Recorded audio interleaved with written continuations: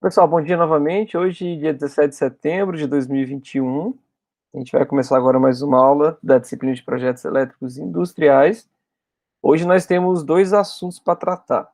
Nós vamos começar a estudar a unidade 6, que trata do dimensionamento de componentes industriais, e eu vou passar com vocês a última atividade do semestre, que é uma lista de exercícios.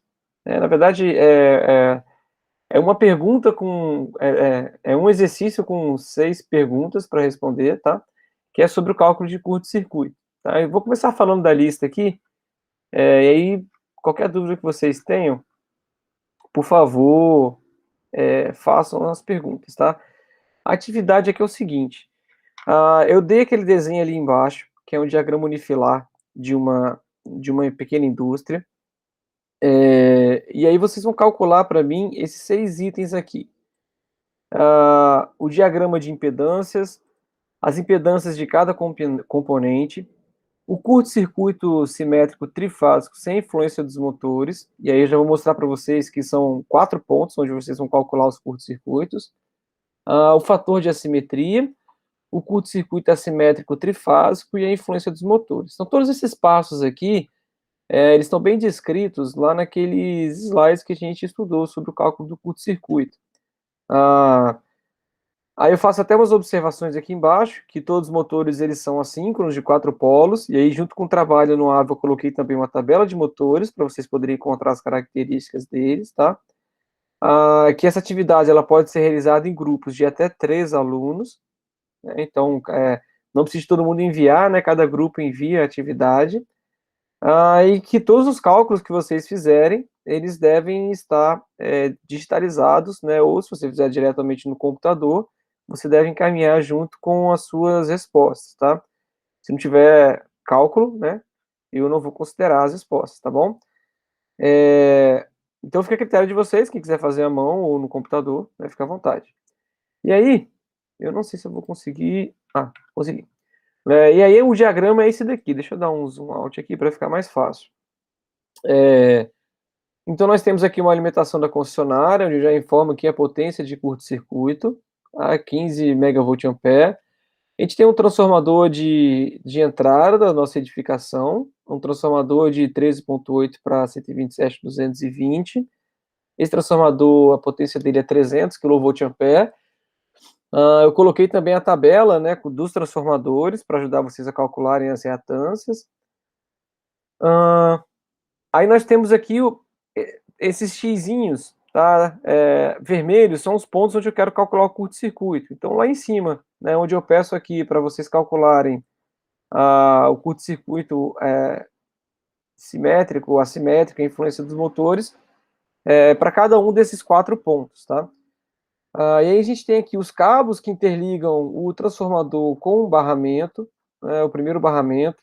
Esse barramento tem 3 derivações. Uma das derivações eu nem considero aqui nos nossos cálculos, mas as outras 2 vão alimentar outras 2 barras que alimentam motores, né? Então aqui nós temos 3 cabos de 120 milímetros quadrados que vão para esse primeiro barramento aqui de cima, responsável por alimentar 2 motores iguais de 30 cavalos, né? Os comprimentos de cabos e as bitolas são iguais.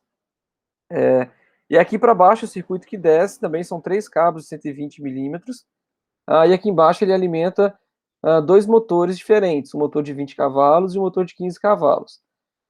E aí preste atenção que para o motor de 20 cavalos são 3 cabos de 25 milímetros e para o motor de 15 cavalos são 3 cabos de 16 milímetros.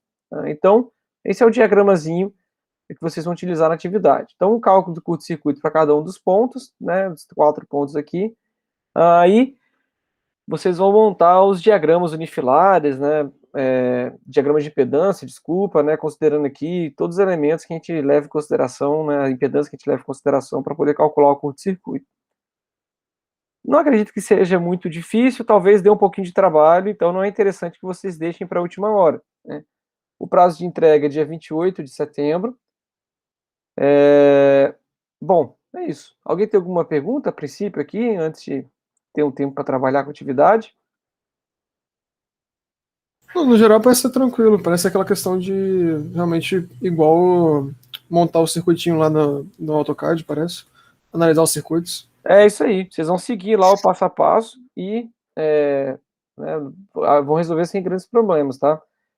Eu só vou fazer um comentário aqui a respeito da próxima quinzena, né? Na semana que vem a gente vai ter aula, né, onde a gente continua o assunto de hoje, que é sobre o dimensionamento de componentes industriais. Só que na última semana do mês, na semana do dia 27, as aulas de vocês terminam no dia 28, que é uma terça-feira, se eu não me engano. Ou seja, nessa semana nós não vamos ter aula, então, tá? Por isso que eu já deixei aqui anotado como recesso, né? Então vocês vão ter 3 dias de folga, né, no final do mês, tá? Até o início do próximo semestre. Bom, era só isso, não queria esquecer de falar, né? Só para vocês ficarem espertos aí, que a nossa última aula do semestre é semana que vem. Então aproveitem, né, para dar uma olhada na atividade e para tirar dúvida, né, na semana que vem sobre a atividade. Bom, continuando aqui então, qualquer coisa vocês me parem, tá? Eu vou falando aqui, qualquer coisa vocês me parem para perguntar. Nessa unidade, que é sobre dimensionamento dos componentes industriais, nós temos 3 tópicos aqui para estudar. Então, o primeiro diz respeito aos condutores de proteção para circuitos de motores, e a gente vai ver também outros circuitos aqui, como circuitos que têm capacitores, por exemplo, aqui né, nesse tópico. E aí depois, nas próximas aulas, a gente vai estudar sobre coordenação e seletividade, o que seria, né, e qual a importância, e vamos aprender a fazer dimensionamento de dutos, como eletrocárias, bandejas, perfilados e canaletas de piso. Tá? Diferentemente dos eletrodutos, que nós vimos lá em instalações residenciais, em projetos residenciais, aqui a gente tem alguns cálculos um pouquinho diferentes para poder determinar qual que é o melhor desses dispositivos e como é que a gente faz para escolher o tamanho, né, de cada um desses dispositivos para passar os elementos industriais. Bom, o que a gente vai estudar aqui ele é bem similar ao que nós vimos lá em projetos residenciais, tá? A diferença é que o que diferencia, né, principalmente os projetos residenciais para os projetos industriais são esses elementos de grande porte, né, como motores e grandes bancos de capacitores, que vão ter características específicas que a gente tem que levar em consideração na hora de dimensionar os condutores. Tá? E é isso que nós vamos estudar na aula de hoje. Na NBR 5410, ela abrange, digamos assim, os motores de indução tipo gaiola, limitados a 150 kW, que dá um pouco mais de 150, 150 cavalos, né, desculpa, se a gente calcular aqui, né, para ser mais preciso, deixa eu abrir a calculadora aqui, se a gente pegar aqui os 150 mil, para quem está estudando para o Enem aí, qual que é a potência de um cavalo? Um cavalo é 0,736 aproximadamente quilowatt. Quilo, né? Como eu já botei Uhum. 1000 aqui, então 736, mais ou menos, né? 203 cavalos, né? Seria isso daqui. Lembrando, esse é o cavalo, é o cavalo internacional, o cavalo inglês é mais forte, né? Vocês lembram, né? Sim, é o cavalo vapor e o outro é o horsepower só. É isso aí. O cavalo inglês é 746, o cavalo vapor é 736. Bom, às vezes acontece, né, de perguntar, pelo menos na minha época de vestibular, às vezes caíam algumas questões que tinha que fazer conversão, só para vocês ficarem espertos, tá? Aí, esses motores, né, ela abrange os motores que trabalham no regime S1. O regime S1 é um regime contínuo, onde o MIT, né, o motor de indução trifásico, aciona uma carga constante de forma que o tempo seja necessário para que atinja a temperatura de equilíbrio térmico, ou seja, não é aquele motor que começa a esquentar e para, começa a esquentar e para. É um motor que se você liga, ele vai esquentar, vai atingir uma temperatura de equilíbrio térmico, vai permanecer ali por um tempo até ele ser desligado, né, para poder ser religado novamente mais adiante. Então, isso é o regime S1, né, de funcionamento dos motores. E também, a NBR 5410 fala sobre motores de até 1,5 kW, fala que também motores de até 1,5 kW podem ser atendidos por tomadas de potência da instalação.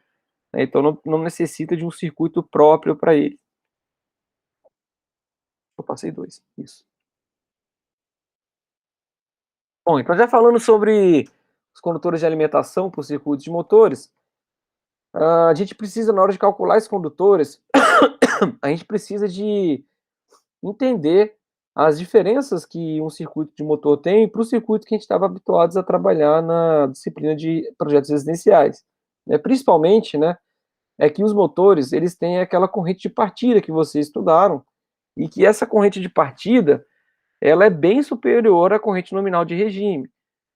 Claro, considerando a chamada partida direta, onde a gente simplesmente alimenta o motor, sem nenhuma técnica especial para poder fazer redução da sua corrente de partida, que é aquela corrente que leva o motor do seu estado de repouso e acelera ele até a sua velocidade nominal de funcionamento. E também, né, uma outra característica é que mesmo após ter atingido o seu limiar nominal de funcionamento, que, né, não é nem tão demorado assim, dependendo da carga que está conectada ao eixo do motor, ele ainda tem uma corrente que ela varia de acordo com a carga mecânica solicitado. Então, a gente sabe, né, que o motor ele vai fazer a força que ele precisa fazer para permanecer girando, né? Então, conforme você vai aumentando a carga mecânica no eixo dele, ele vai aumentar a sua corrente de funcionamento para poder entrar em equilíbrios de força com a nova solicitação mecânica no seu eixo, né? É claro que, né, se ela for maior do que o limite superior da capacidade do motor, ele vai acabar entrando em desaceleração até travar, né, e a gente vai ter como se fosse um curto-circuito com uma impedância baixa, né, naquele motor. Né, então, os cuidados que nós temos que tomar, né, na hora de fazer os projetos primeiro, né, com a corrente de partida, né, porque se a gente tem um condutor, a resistência do condutor a gente consegue encontrar na tabela do fabricante. Durante a partida, se você tiver uma corrente, o que é comum, né, de 7 vezes a corrente nominal, e a gente projetar olhando apenas para a corrente nominal, o que pode acontecer é que um cabo que você projetou para passar 30 amperes, no momento da partida, ele pode estar passando por ele a 210 amperes, né? E aí, é claro, pode ser bem provável que por um intervalo curto de tempo, os 210 não vão estragar o condutor, né? Entretanto, a queda de tensão que você vai ter ali devido a esse elevado valor de corrente, ela vai ser muito grande, né? Chegando ao ponto, né, de uma instalação mal projetada, claro, né, de desarmar o próprio contator, né? Então esses motores, eles normalmente são acionados por contatores, e os contatores, as suas bobinas, né, que atracam o contator, né, que mantém ele no estado de condução, elas necessitam de uma tensão mínima para poder ficar fechadinha lá, né? E aí, se você tem uma queda de tensão muito elevada, pode ser que esses contatores eles abrem. Então, a gente tem um fenômeno conhecido como afundamento de tensão, que é quando você dá a partida no motor, ele começa a girar, a corrente é muito elevada, reduz a tensão nos contatores que alimentam o motor, os contatores abrem, o motor para de girar, né? Então, acontece, né, isso quando uma rede é mal projetada ou quando, né, a gente faz uma técnica que é não partir motores simultaneamente para economizar no projeto e alguém tenta fazer uma partida simultânea dos motores.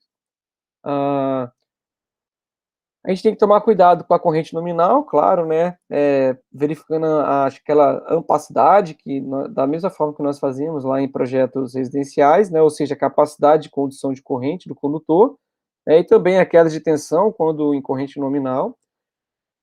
Aí a gente tem que ver também o método de partida, né, para potências superiores a 5 cavalos, né, ou seja, se a gente for levar para as nossas contas, né, esse aumento da corrente de partida para motores de grande porte, vai ficar praticamente impossível projetar um circuito elétrico que não seja uma fortuna para conseguir garantir aquela condição de funcionamento adverso.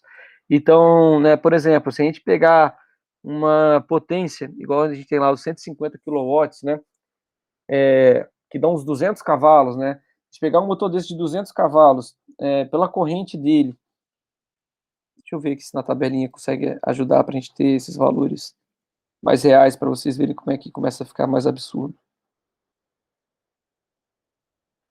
Aqui, vamos pegar um de 150 cavalos, tá? A corrente nominal dele, se nós olharmos aqui, corrente nominal, vamos supor que seja de 220 volts, é 344 amperes. Se nós pegarmos aqui a relação IP sobre N, é 6,8, ou seja, a corrente de partida é 6,8 vezes maior que a nominal. E aí, se nós fizermos a conta, 6,8 vezes 344, a gente chega, se a gente fosse tentar fazer partida direta no motor desse, a uma corrente de quase 2.340 amperes. Essa já é uma corrente que a gente já considera uma corrente de curto-circuito, né? Então, de tão elevada que é a corrente. Ou seja, é quase inviável a gente tentar fazer uma partida direta no motor desse com a carga nominal no eixo.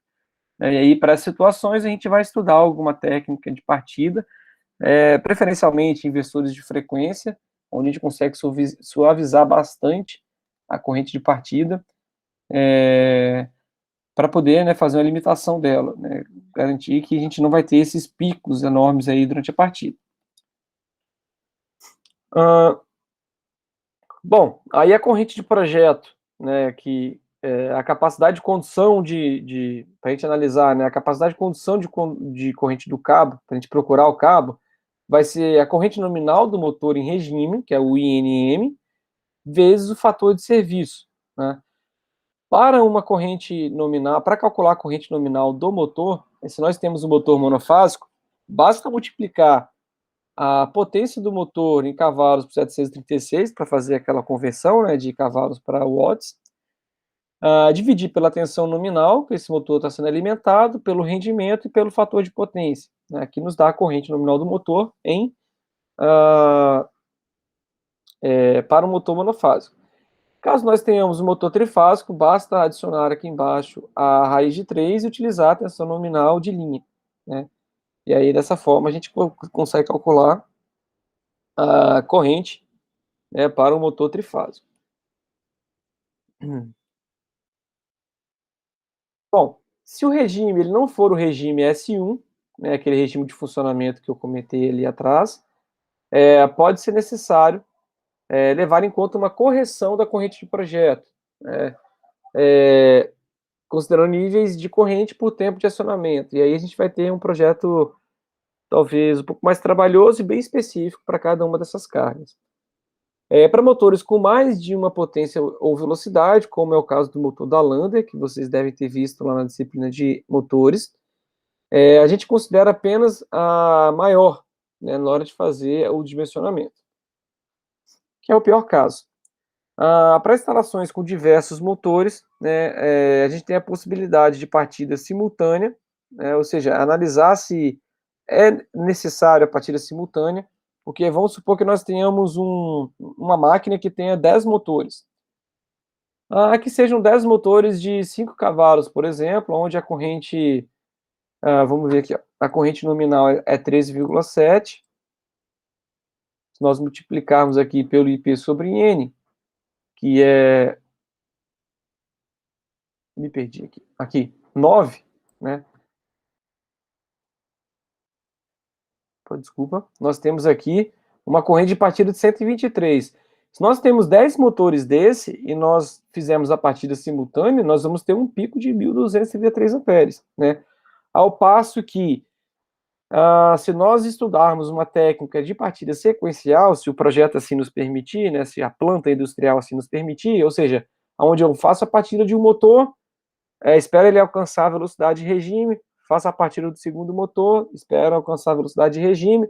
O pior caso que eu teria aqui em termos de corrente seria 9 motores já funcionando com a corrente nominal, que é o 13,7, e aí eu teria mais, né, o pico do último motor, que é o 13,7 vezes 9. Ou seja, eu teria o pico de 246,6 amperes. Na pior situação, considerando a partida de motor sequencial, ou seja, ao invés de ser simultânea, ela ser sequencial, né? Um motor parte apenas quando o seu anterior atingiu a velocidade de regime.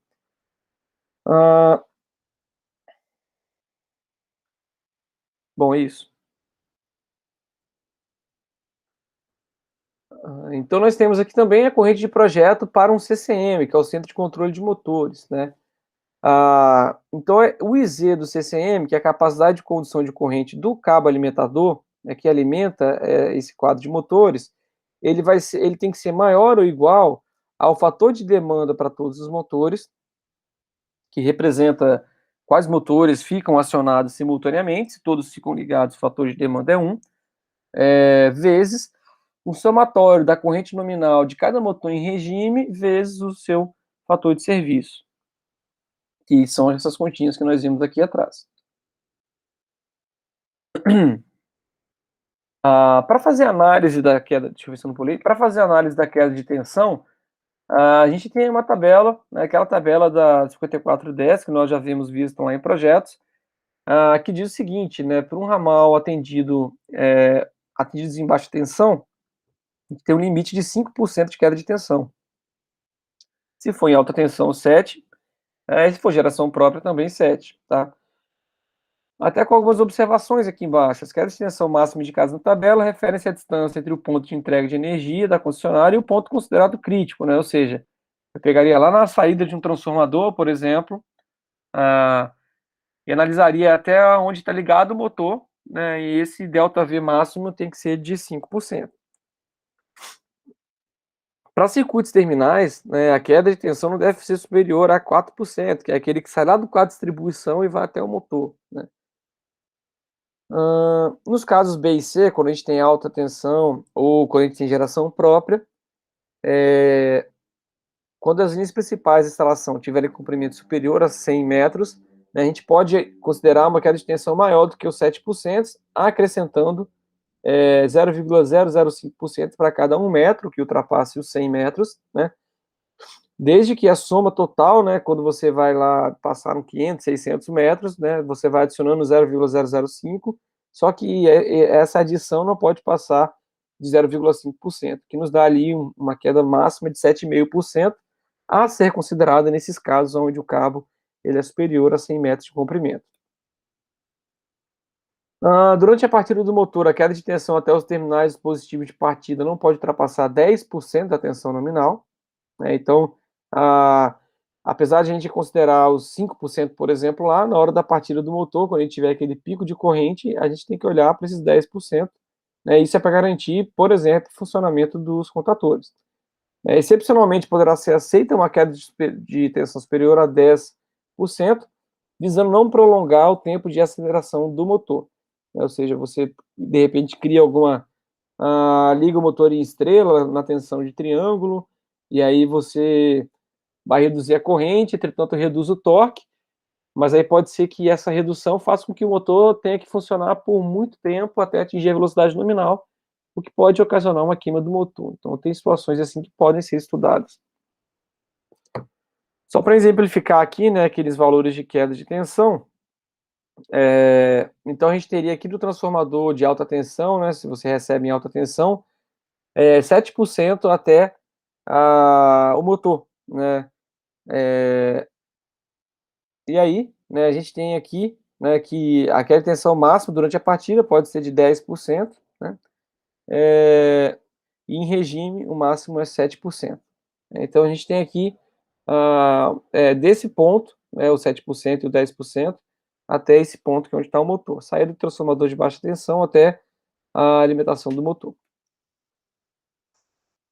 A queda de tensão na partida para o circuito do motor, né, na hora de fazer o cálculo dela, né, a gente tem que somar com todos os trechos para verificar os 10%. Né? Então a gente vai, coloca todas as cargas aqui, né, faz a partida do motor e vai calculando. Nesse trecho aqui eu vou ter X%, nesse trecho X%, nesse trecho aqui vai estar passando tanto a corrente do motor como a de todos os outros circuitos. A gente faz essa soma até conseguir encontrar o valor, né? E aí o ΔV, aquela tensão no circuito que está alimentado apenas no motor, ele pode ser calculado como raiz de 3 vezes a corrente de partida, vezes aqui a resistência do cabo, né, que é o comprimento do circuito e a reatância unitária do condutor e a resistência unitária do condutor e a reatância unitária do condutor. Sendo que o cosseno, o φ aqui, né, vem do fator de potência. E o cosseno φ, né, do fator de potência com o rotor bloqueado, ele é bem baixo, né? A gente considera 0,3, né? Que o rotor bloqueado é porque o motor está parado e vai dar a partida. A queda de tensão na partida para o segundo motor, né? ele vai ter, então, na corrente de partida, IP sobre N, que é esse dado que a gente está olhando aqui, né, em relação a IP sobre N, vezes a corrente nominal, exatamente o IP sobre N é o chamado corrente de rotor bloqueado. Então, é assim que a gente calcula a corrente de partida que a gente usa nessa equação. Bom, falando então da proteção contra as correntes de sobrecarga em circuitos de motores, ela pode ser feita tanto por dispositivos integrados ao motor, né, que são dispositivos que ficam, né, no próprio enrolamento do motor, como termistores, perdão, termostatos, né, resistências que têm o seu valor variável, né, de acordo com os picos. Então, a gente pode ter esses dispositivos diretamente no enrolamento do motor, ou o que é mais comum para a gente, são dispositivos externos ao motor fazendo a proteção. Vocês estudaram comandos elétricos?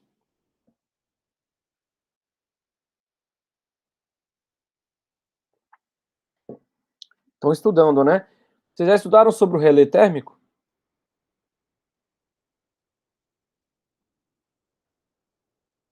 Mais ou menos, Blendon? Então, o relé térmico ele vai fazer uma proteção contra a sobrecarga no motor. Ele parece com um contatorzinho, a diferença é que ele tem um bimetálico dentro que vai aquecendo quando a corrente é superior à corrente regulada no relé, e aí se ele esquentar o ponto, né, limite, ele desarma o seu circuito, né? A gente fala que ele tem um disparador térmico. Assim como o disjuntor termomagnético também tem, mais especificamente falando para os motores, a gente tem um dispositivo chamado disjuntor motor, né, que ele é um disjuntor já feito propriamente para as características do motor, que são picos de corrente de partida, né, então ele também tem lá um bimetálico desse no seu interior, que vai proteger contra a sobrecarga. E também nós temos que analisar as correntes de curto-circuito para fazer a proteção, né? E aí ela pode ser feita por disjuntores que têm um disparador instantâneo, né? Por exemplo, os disjuntores que a gente usa em residenciais, existem disjuntores apropriados para motores, ele é um disjuntor chamado disjuntor termomagnético, né? Então, há o circuito térmico para sobrecarga, o circuito magnético para corrente de curto-circuito, ou nós podemos fazer com fusíveis. E aí, os fusíveis mais indicados são os fusíveis com características GM e fusíveis com característica AM. Então, aqui tem um exemplo do fusível, de tipo de fusível que tem lá no laboratório de comandos de vocês, que é um fusível do tipo Diazed. É esse bojozinho aqui que a gente encaixa na base dele, que é esse material de porcelana que está aqui atrás. Bom, aí, além dessas características, nós podemos ter também circuitos de capacitores, né? E aí, para calcular a corrente nominal do capacitor, considerando um banco de capacitor trifásico, a gente calcula dividindo a potência reativa do banco por raiz de 3 vezes a tensão de linha, né? Isso nos dá a corrente NC, que é a corrente nominal do banco de capacitores, tá? E aí os capacitores, né, eles apresentam um pico de corrente na sua energização, ou seja, quando a gente liga o capacitor, né, como ele vai fazer, ele vai sugar uma carga para poder preencher as suas placas lá, né, suas placas internas, ele tem um pico de corrente muito elevado, né. Igual quando vocês estavam estudando lá os retificadores, que quando você adicionava um capacitor para fazer o alisamento de onda, você tinha os picos de corrente no diodo, que eram os momentos onde tinha recarga do capacitor, né. Aqui acontece a mesma coisa na instalação industrial, quando a gente energiza um circuito, nós vamos ter picos de corrente para fazer para recarregar esses capacitores. E aí, na hora de projetar os condutores para esse banco de capacitores, a gente tem que observar alguns critérios, tá? Que são a capacidade de corrente, analisando a corrente que vai passar para o banco, a queda de tensão, desculpa, a queda de tensão nos condutores que alimentam o banco, e a capacidade de curto-circuito no circuito que alimenta também o banco de capacitores. Para capacitor, a gente considera a corrente de projeto da seguinte forma, né, que para a gente calcular o condutor, né, a IZ, que é a capacidade de condução de corrente do condutor, ela tem que ser maior do que 43% do que 143%, né, ou seja, 1,43 da corrente nominal do banco de capacitores. Né, calculando então a corrente do banco de capacitores aqui, basta a gente multiplicar por 1,43 e aí a gente procura um cabo, um condutor que tem uma corrente maior do que essa que nós encontraremos aqui. Para fazer a proteção do banco de capacitores, normalmente são utilizados fusíveis, tá? Dado que a grande preocupação desse tipo de circuitos, que são os circuitos de capacitores, é a corrente contra curto-circuito, né? Dado que normalmente eles não trabalham em sobrecarga.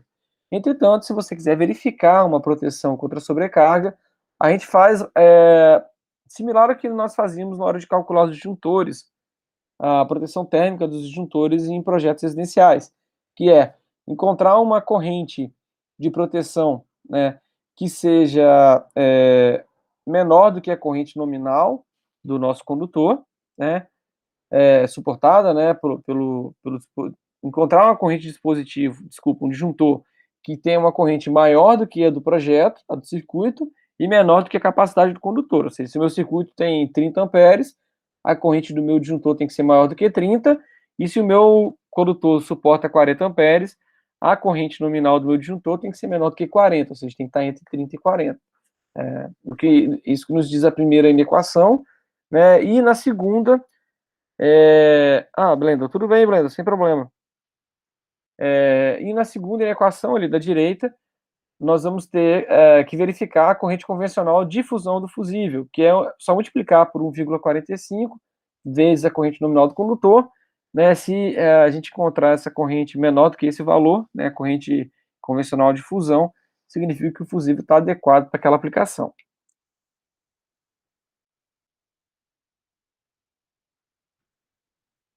Pulei? Não, não pulei.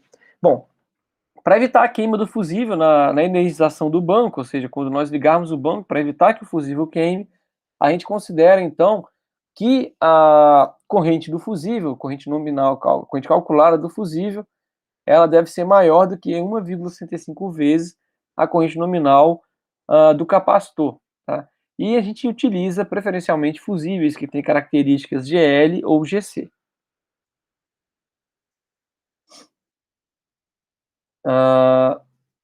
Bom, agora falando sobre os contatores para fazer a manobra dos capacitores, né, ou seja, aqueles responsáveis por ligar e desligar os bancos de capacitores, a gente vai considerar o regime de trabalho para esses contatores como sendo AC6B.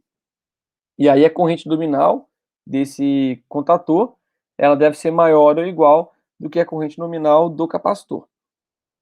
Obviamente, né, já que ele vai estar conduzindo corrente para o capacitor. E aqui nós temos uma tabela com alguns modelos de contatores, né? Então tem ali do CWM9 até o CWM107, tá?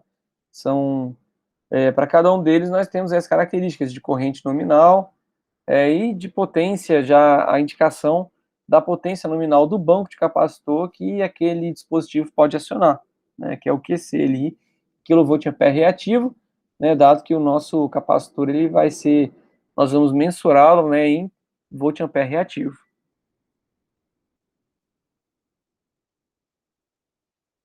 Para os bancos superiores a 15 kVA reativo, ou seja, bancos de capacitores, né, superior a 15 kVA reativo, na tensão de 220 volts ou 25 na tensão de 380, é necessária a utilização de contatores auxiliares com resistores de pré-inserção ligados em série para a energização dos capacitores, ou seja, a gente coloca resistores para limitar a corrente, né, de energização, ou seja, para diminuir aqueles picos, né, e retira essas resistências após o seu carregamento, o carregamento dos contatores, tá?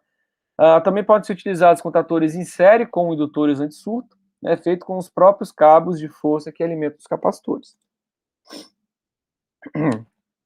E aí, com um esquema simples, igual esse daqui, que vocês estudarem em comandos, a gente consegue resolver. Por exemplo, ao invés de acionar o contator K1 para ligar esse banco de capacitores em triângulo aqui diretamente, o que nós fazemos é acionamos inicialmente o contator K2, né? O contator K2 ele vai alimentar o banco através de resistências, né? E aí, desculpa. E aí essas resistências, né, vão dar esse pico inicial vão reduzir esse pico inicial de corrente, né? E aí após esse pico, nós ligamos o contator K1, né, que vai manter a alimentação do nosso banco, né? Então aqui bem simples, apertou o botão, faltou um selo aqui, né? Mas aí você fecha, você alimenta o K2, fecha a bobina, né? E depois, né, você pode ligar ele mesmo liga o K1 ou você adiciona um temporizador para poder reduzir esse tempo, aumentar, né, esse intervalo entre a carga inicial e o ligamento do K1, que é o que deve ficar ligado depois para o funcionamento. Bom, e aí a gente tem aqui contatores, né, já específicos para fazer a manobra, né, o K1 e o K2 aqui, né.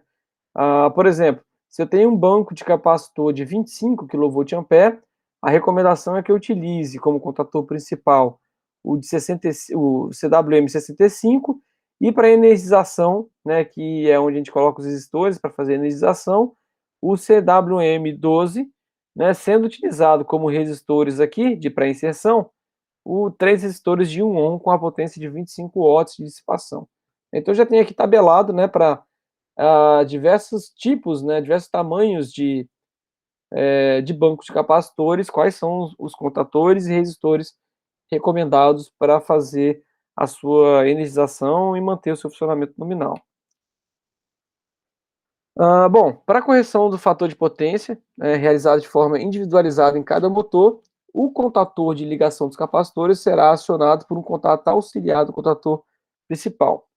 Ou seja, eu tenho a possibilidade de fazer a correção do banco de capacitores, a correção dos meus motores utilizando o banco de capacitor, entre aspas, universal, né, que é ligado diretamente na alimentação da nossa rede, ou de fazer essa correção individualizada, né, em cada equipamento, em cada motor, eu adiciono esse banco lá, e aí toda vez que eu ligo o motor, o banco entra junto, né, para fazer a correção do seu fator de potência.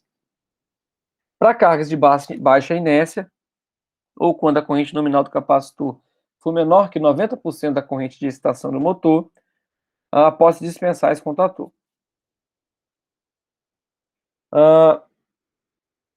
Então, a ideia aqui é o seguinte, né? Se eu tenho uma partida direta, né, onde a corrente ela se enquadra nisso daqui, né, de excitação, a corrente nominal do capacitor é menor ou igual a 90% da corrente nominal de excitação, nós podemos ligá-lo diretamente, né? Então, pode ligá-lo lá em cima, né, ou aqui embaixo, né? E aí o que muda, né, de você ligar ele aqui ou aqui, é que se você liga o seu banco aqui, você deve projetar os seus relés de sobrecarga para a corrente do seu banco de capacitores também, considerando, né, que você vai tirar os reativos, vai reduzir a corrente que vai passar por aqui, né, porque a reativo indutivo vai se anular com a capacitiva, né, e se você coloca aqui em cima, né, você vai ter passando pelo seu relé toda a indutiva do seu motor, e a correção vai ser feita apenas aqui abaixo do seu contator K1. Aqui nós temos a ligação com o contator, né, que é quando eu posso fazer uma energização do banco de capacitores, né, e aí a gente pode retirá-lo também após o funcionamento, né, ou dependendo das características do seu circuito. Aqui um exemplo de uma partida estrela-triângulo utilizando o banco de capacitores, né, então a gente tem lá aquela partida que vocês já estudaram, acredito eu, né, que seria ligar o K1 com o K3, né, para fazer a ligação em estrela, né, o motor começar a girar, e depois de um tempo ligar o K1 com o K2, que é para poder fazer o fechamento em triângulo, tá? E aí, né, adicionalmente a esse daqui, nós podemos ligar o nosso banco de capacitores para fazer a correção do fator de potência. Com chave compensadora, né, que vocês também já estudaram, né, a gente ligaria aqui então o nosso banco de capacitores, né, através do contator KC aqui, e aqui a partir com chave compensadora, a gente liga aqui, né, o nosso contator K3 para fazer um fechamento em estrela, utilizando aqui a chave compensadora, né, com a indutância dela, e, né, depois da partida, ligaríamos o K1 com o K2 para fazer o fechamento em triângulo. E aí, agora, para a gente finalizar nosso momento de hoje, eu vou resolver aqui um exemplo de quando nós temos, para a gente fazer o dimensionamento dos nossos componentes, tá? Bom, então a situação é a seguinte, né, considerar, dimensionar condutores, né, apenas pelo critério da ampacidade, ou seja, a gente não vai analisar aqui queda de tensão, curto-circuito, nem nada disso. Considerando apenas o critério da ampacidade, projetar também contator e fusível para um banco de capacitores trifásicos de 25 kVA reativo na tensão de 220 volts. E aí pede para a gente fazer a suposição, né, que os condutores eles são isolados em PVC, né, e instalados em eletroduto aparente, com a temperatura ambiente de 30 graus, e um eletroduto exclusivo para eles, ou seja, é um circuito único dentro do eletroduto, não vai ter fator de agrupamento. Então o cálculo, a gente vai lembrar lá, né, a capacidade de condução de corrente do fio, né, do que nós vimos lá em projetos, né, mas a gente começa pelo banco de capacitores, né, então como é que eu calculo a corrente do banco de capacitores? É a potência dele, que é 25 kVA reativo, então 25 vezes 10 a terceira, dividido por raiz de 3 vezes a tensão de linha, que é 220 volts, nos dá uma corrente nominal do banco de capacitores de 65,61 amperes. Aí a gente vai analisar agora a capacidade de condução de corrente, né, que é o critério de ampacidade. A gente tem a corrente IP aqui, né, que é a corrente de projeto, que nós calculamos lá do banco, e aí a gente divide essa corrente pelos fatores, que são de temperatura, de agrupamento e de resistividade do solo. E aí encontramos a corrente corrigida, né, que é levando em consideração os fatores de correção, e calculamos também e verificamos também que a corrente de condução, a capacidade de condução de corrente do condutor deve ser maior do que 1,43 a nominal do banco de capacitores. E aí, para a gente poder fazer essas contas, né, eu vou lá consultar as tabelinhas que já tem lá naquele manualzinho da Prisma, que eu também coloquei lá, né, para vocês fazerem a atividade do cálculo de curto-circuito, né, que ele nos diz lá a correção de temperatura, o fator de correção de temperatura, para, né, ambiente, né, e solo. E aí, como no solo eu não tenho nenhuma informação, eu vou considerar o fator 1, ou seja, não vai alterar. E aqui para o ambiente, como eu pedi lá para considerar 30 graus, o fator também é 1, ou seja, não vai alterar o fator de temperatura nem de resistividade do solo. Desculpa. E aí nós temos o fator de agrupamento, né? Como eu falei que ele tem eletroduto exclusivo, né? No caso aqui, para um circuito, o fator de agrupamento é 1. Então, fazendo os cálculos lá, né? A gente vai ter todos os fatores como 1 aqui embaixo. Pegando a corrente de projeto, que é 65, dividindo pelos fatores, nós temos uma corrente corrigida, né, igual a corrente de projeto, nesse caso. Né? Verificando a capacidade de condução do cabo, a gente tem que pegar ela 43% maior, né, 1,43 da corrente nominal, né, que daria aqui nesse caso 93,82 amperes. Tá? E aí, para a gente procurar, né, o nosso condutor, né, eu vou fazer o seguinte, né, eu vou considerar que a gente tem um banco trifásico, ou seja, são 3 condutores carregados, que ele foi instalado em eletroduto aparente, ou seja, o método de instalação é o B1, e lá no problema fala também que ele é um condutor isolado em PVC. Aí, se a gente for lá na tabela dos tipos de instalação, né, a gente vai verificar que ela é do tipo B1, né, que são para condutores isolados, ou cabos unipolares em eletroduto aparente de seção circular sobre parede ou espaçado dessa menos de 0,3 vezes o diâmetro do eletroduto. Que é a mesma consideração que nós fazíamos lá, era o método B1 também, que a gente utilizava na maior parte praticamente em tudo, né, do que nós fazíamos em projetos residenciais. Aí, indo lá na tabela dos condutores agora, né, para onde nós temos a temperatura de 70 graus, que são os condutores isolados em PVC, que é o termoplástico, né, a gente vai na tabela, na coluna B1 da tabela, né, para 3 condutores carregados, e nós vamos procurar o condutor que suporta a corrente, no mínimo a corrente de 93,82 amperes. Então, aqui, nós temos um que suporta 89, né, que é menor que 93, então não serve. E aí no próximo aqui, que é o cabo de 35 milímetros quadrados, ele suporta até 110 amperes, ou seja, esse é o cabo que eu vou considerar. Né, então nós temos um banco trifásico aqui para poder chegar, né, nós temos 3 condutores carregados, eletroduto aparente, que é o método B1, condutor isolado PVC, corrente de 93, por isso nós encontramos o cabo de 35 milímetros quadrados, e aí no caso vão ser 3 cabos, porque o nosso banco ele é trifásico. Bom, pegando lá que a gente sabe do problema, né, que a gente tem a potência nominal, vou aqui, anotei errado lá, é 25, tá, pessoal? Eu coloquei 15 aqui, tá? Então, se a gente tem uma potência nominal de 25 kVA reativo, 220 volts, a gente vai procurar aqui na tabela, 25, nós temos em 220 volts, né? Se fosse 380 era na segunda parte da tabela, nós temos como contator principal o CWM65, o contator de energização o CWM12 e um resistor de inserção para fazer a partida do banco, como sendo resistor de 1 ohm, né? 3 resistores, porque já é um banco trifásico, com a potência de dissipação de 25 watts.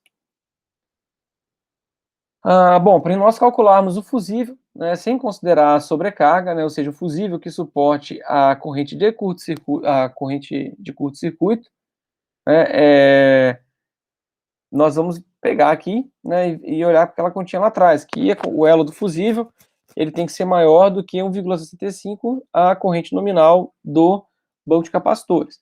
A corrente nominal é 65, multiplicando por 1,65, acha então a corrente de 108,26. Pegando aqui uma tabela de fusíveis, né? A gente procura aqui a corrente do fusível 106, 108, né? Vou pegar aqui no 100 para a gente ter uma ideia, e a gente vai verificar aqui qual fusível que suporta a passagem dele, né? Então, olhando aqui na tabela, eu acho que não vou conseguir mostrar para vocês, né? O elo que chega aqui é o de 125. Né? Então, pegando aqui, na verdade, 108 está mais próximo do 110, né? Que seria aqui. Então, se nós pegarmos aqui, né? Claro, né? Considerando que ele vai fazer a partida, a gente tem que pegar um tempo de pelo menos uns 10 segundos, né? Senão esse cara queima. Então, se a gente for subindo aqui, a gente acha lá para o de 125 amperes, tá?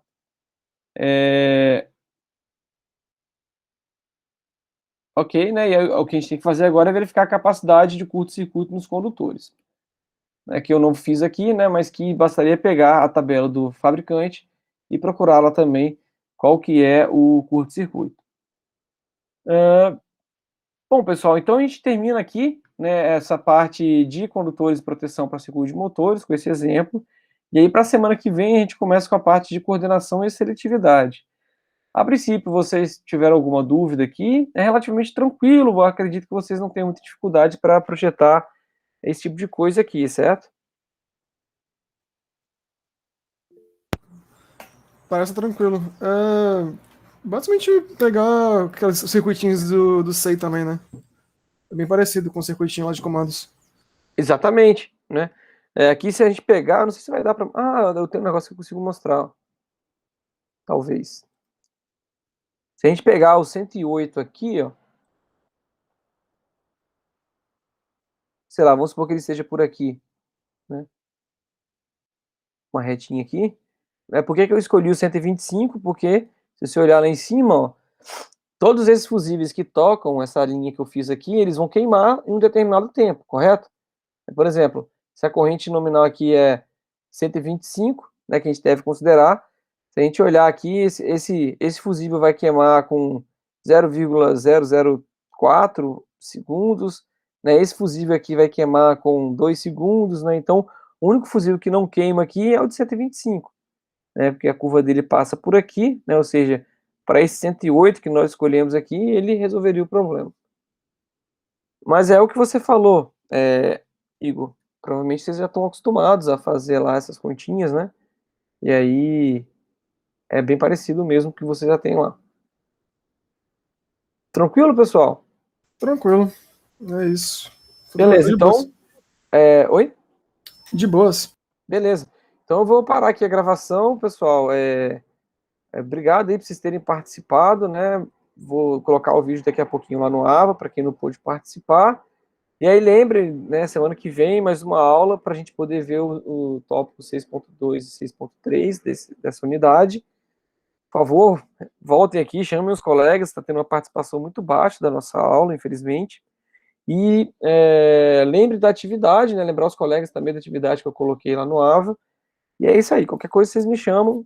Um abraço para vocês e bom final de semana.